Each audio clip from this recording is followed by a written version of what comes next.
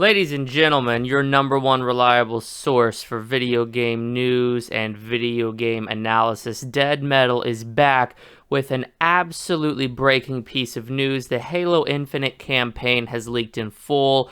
I have a link in the description where IGN reported on this. I've got the full story spoilers, folks. Now, it has to be said, right? I need to preface this at the front. There's no way that this has been confirmed.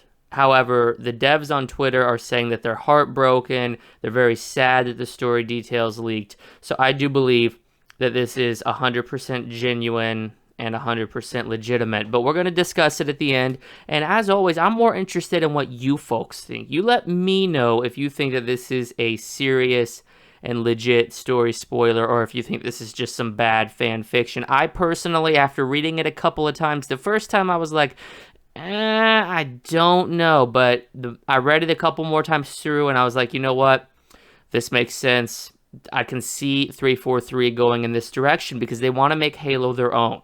Because at the end of the day, they want to step outside the Bungie shadow and really make Halo their own. And I think that if this is legitimate, there is very little doubt that that is what they're doing. There are many unexpected twists and turns throughout this one, folks. I mean, at the end of the day, I'm a big Halo guy. I actually liked Halo 5 a lot more than most people. I found this shocking, and I actually liked it at the end of it. I was very, very surprised to see the direction that 343 took, but I think it's a good direction. You know, change is hard to adapt to, but as we get into it, you know, it's not all bad. It's not all bad. I think that you might be a little surprised at the start, but as you ease yourself into this, you'll come to appreciate it too. So without a doubt, folks, I want to go ahead and get into this. If you like the content, please feel free to like, comment, and subscribe. It really helps the channel out. I appreciate everybody who's part of the Dead Metal Militia. That's my name of my fan club. Feel free to join up and support the content that we do here at Dead Metal. So again, I'm going to read to you the script spoilers in kind of like a summary format, and then we're going to talk at the end about whether this is legitimate or not. So let's get into this. Halo Infinite plot leak, as reported by IGN, folks. Let's get into it. So the story of Halo Infinite opens with a brief summary of all of Master Chief's legendary deeds. Now, this includes the feats he performed in prior Halo games, saving the universe, and how at this point, starting with Halo Infinite, he's basically become a myth to the common folk. He's not making appearances. He's not this public figure. He's a legend. All right. Now, the player first gets control of Master Chief after that initial intro, and it's on a planet called Isfall. It's a very lush, jungle-filled environment that won't feel out of place to any of the Halo 3 veterans for sure. It's here, we basically dive right in, but it's here on Isfall that we start to see the story take center stage, and we see the plot start to take shape. This is where we learn where the story and the direction is going to head. Now, the Banished are the primary antagonists of the game, and they're introduced on Isfall as well. Now, their central leader reveals his dastardly plans aren't actually to destroy Master Chief. And this is where we start seeing some of those twists and turns I was talking about, folks. You watch that Halo E3 trailer, you think that this guy wants to kill Master Chief. No, he does not want to kill Master Chief. But rather what he wants to do is put Master Chief in a homoerotic trance and penetrate him. Thus, the first major twist of this game is revealed. Again, folks, the goal of the villain is not to kill Master Chief. The leader of the Banished wants to lovingly embrace him and make passionate, lust-filled love to the hero of the Halo franchise. Now, after receiving this information, Chief is as shocked as the rest of us, and he travels to the planet Blue Ball, which is an icy, cold, and blue-filled planet devoid of life and seemingly of hope. It's on the planet Blue Ball that we start to see Master Chief humanize himself. He comes into contact with locals and admits his uncertainty about the whole ordeal. He's never been penetrated before, and he starts listing off his accolades. You know, this is a man who, by his own admission and through that self-reflection, admits he's been to war with the Flood, taken the fight to the Forerunners, but he's never even entertain the thought of letting somebody assume the dominant position and bareback him into oblivion.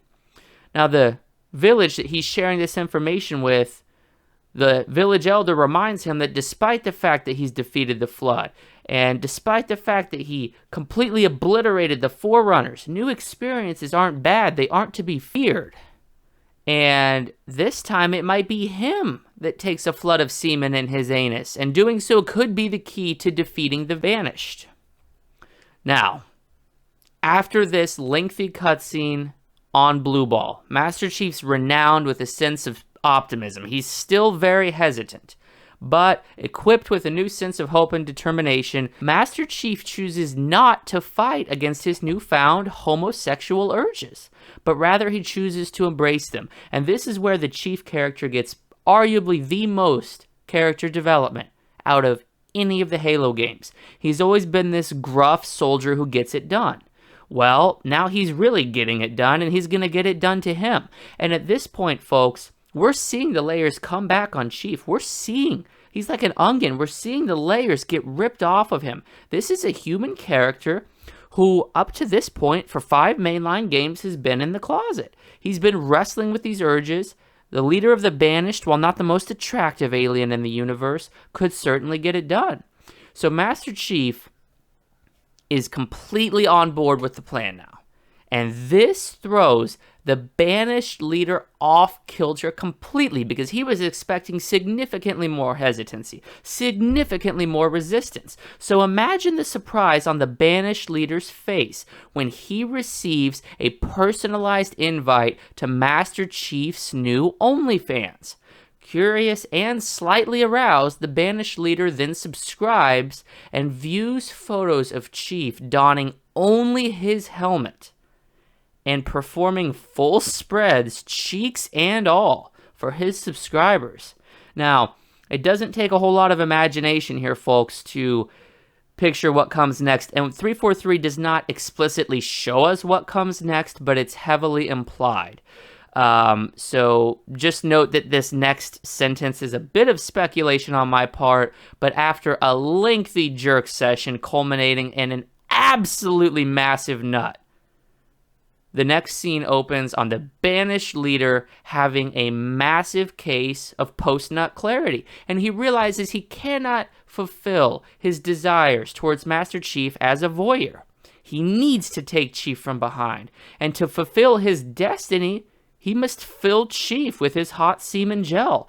Doing it on OnlyFans, sitting back, hiding, and pleasuring himself will never be the same. That's the safe space, but he has to get out and do it. He's wrestled with this in his own mind, and he knows that this is the path forward. Otherwise, his entire mission is in jeopardy. So now the Banished leader, we're seeing him develop. He decides that he's not just going to sit back, jerk, pump, and watch. He's going to get out there and he's going to penetrate Chief.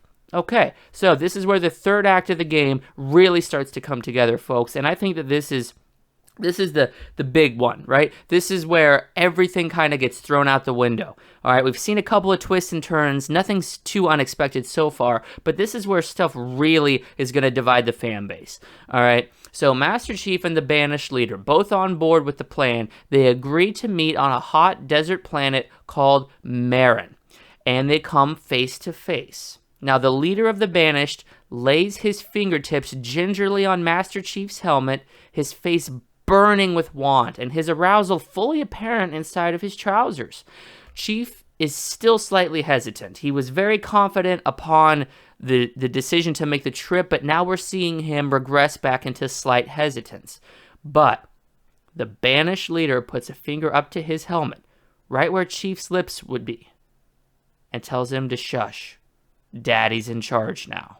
And as soon as that happens, folks, we get what is honestly the most emotional cutscene that I've ever seen in the Halo universe. And that's going, the show, the books, the games. It's just passionate-filled love. And the climax of the game sees a crazed desert sex fest between Master Chief and the leader of the Banished. Now, the player does have to partake in several mini-games here. This isn't just like a final cutscene. It's interactive, folks. And this is, again, another controversial decision by 343, but I really think it swings here. All right, now the games themselves, there's a good range here. Anything from rotating the analog stick to finding the correct position of Master Chief's prostate to slowing down button presses to prevent the banished leader from climaxing too early. You don't want to do that. You don't want to nut too early. So 343 really captures the essence and the struggle of a homoerotic sex scene, right? Pleasurable, sure, but you want to take your time. You don't want to just pump and dump. You want to make sure that both parties are fully pleasured, and the game captures that completely. It captures it so raw and realistically that honestly, this is the best simulation of gay sex that you're going to find in really any medium. Now, the scene ends assuming that you position the analog sticks correctly and you hit the button prompts as they pop up correctly. The scene culminates in a massive cream pie. Right, the leader of the banished nuts the biggest nut of his life into the anus of Master Chief. Now his mission's complete, so the banished leader lets his limp member fall free from the asshole of Master Chief, and Chief tells the banished leader that he's never been loved, and this is the admission and the one fault, the one weight that's been tearing Master Chief apart the entire game. You know, he's spent how many years defeating multiple enemies for the universe and saving as many people as possible and fighting for freedom, but nobody has ever expressed the passion and the love and the care for him that the banished leader just did. And then we fade to black with Master Chief gently caressing the leader of the banished face, you know, doing a little bit of beard stroking, and we just kind of fade to black. And I initially thought that this is where the game ended, folks. But oh, how wrong I was. There is a mid-credits scene that we see, and it honestly completely subverts everything we've been building up to. It kind of ends on a sour note. We flash forward 7 months, and we see Master Chief deep in the throes of depression. The banished leader has left him for another man. And on top of that, he's having to take treatments and dealing with the side effects of several interspecies STDs he received in his gay sex scene with the leader of the banished. And he notes that even though 7 months have passed since the said sex scene, he still can't shit right. And it's on that note that the game truly ends, and it just leaves you pondering, you know, it's almost a cliffhanger ending. Like, what is going to happen? Are we going to get a snapshot or at least a book or a comic or something to fill in what happened during those 7 months and show the destruction of the relationship between the banished leader and Master Chief? And then the sequel, my God, probably years away, but where will they take this story? This is drama that I simply cannot wait to see fulfilled. But that is where the game ends, folks.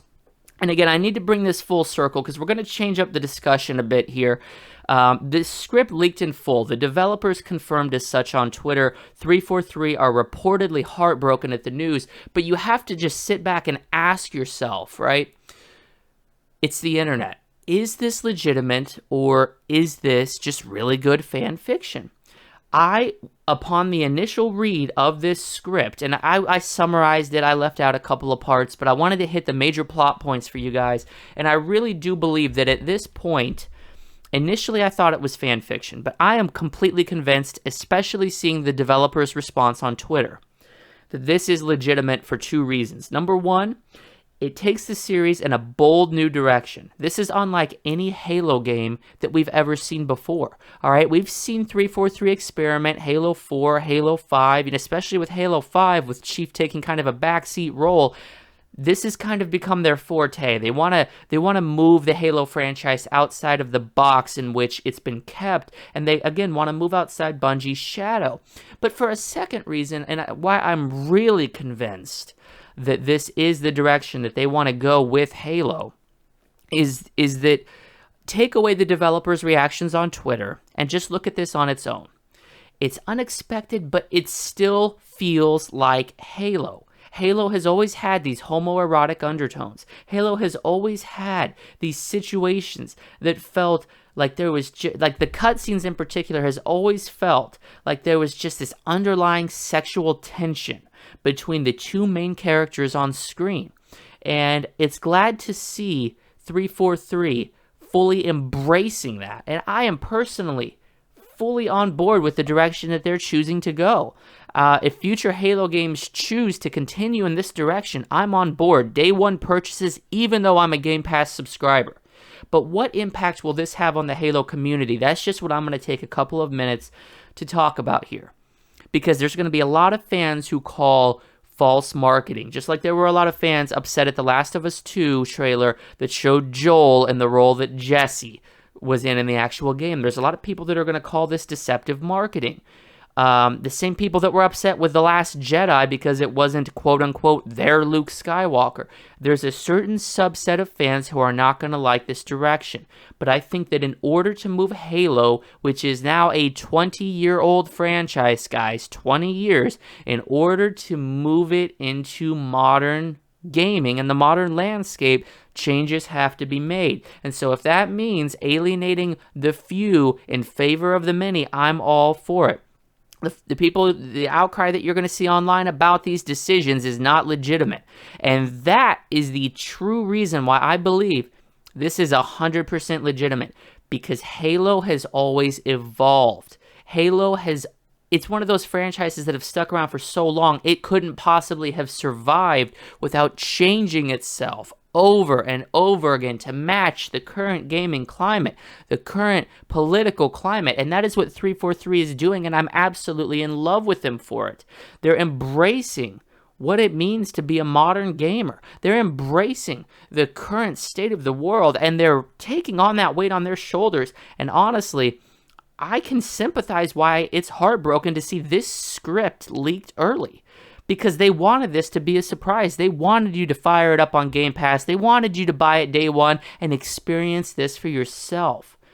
Now, I was torn on whether I was going to put this video up or not, guys, because I'm robbing you of seeing this experience firsthand, because the shock is a huge factor.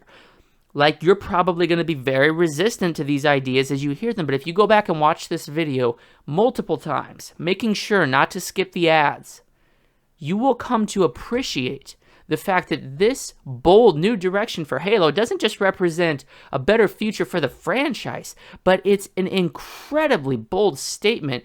Separating the fact that 343 is owned by Microsoft, it's an incredibly bold statement by a studio to be willing to take this kind of risk, because this could have very easily backfired. Now, I haven't done too much research onto the reception of this script leak. All right, I don't know what the general consensus is, but I'm imagining it's not too far removed from my own. Shock initially, a little bit of hesitancy, kind of a head scratcher, but it grows on you. It grows on you, right? The story is rock solid hard. It's emotional. It's not afraid to throw its weight around. It's standing at full attention, fully erect with your attention, just ready to burst at the seams for the fans to embrace it and take it fully within themselves, okay? So at the end of the day, what do we have in Halo Infinite? What did we learn from the script leak? And honestly, if you're a Halo fan, should you even bother buying Halo Infinite? Well, here's the thing. Again, this is a double-edged sword, because now you won't get to see this play out live and have your reaction be a genuine surprise. But I think that there's a lot you can appreciate by getting the game and seeing this play out, all right? Because reading or hearing it is a lot different than seeing it or playing it, right? The interactive sections are some of the greatest that I have ever seen. And I'm assuming that they're going to play out very much in line with the way this script leaked, because it was dated only a couple of months ago and the game's nearing release. It's going to have to go gold soon. So I don't doubt the legitimacy of it anymore, folks. But as to whether you support Halo Infinite or not, it's always going to be a personal decision. But I think that you should. I think that 343 has taken a gigantic step forward in showing their maturity, their openness, and just the absolute gall to put a game like this out in 2021, given the current landscape. So I hope you enjoyed the video. Again, let me know your thoughts. Fan fiction, legitimate. I'm leaning towards legitimate. The evidence is there. The developers admitting as such on Twitter, the IGN articles, and just the general sense of depression that you're seeing among these 343 developers. They didn't want this leaked, and honestly, I kind of wish I hadn't read it initially, but I wanted to put this out there for the folks who are in a similar spot to me, who were just unsure. You know, maybe you're hesitant. This is what you're getting into. And honestly, I couldn't be a bigger fan of it. 343, you guys are awesome. I have nothing but the highest, utmost respect for you, and I will be buying this day one.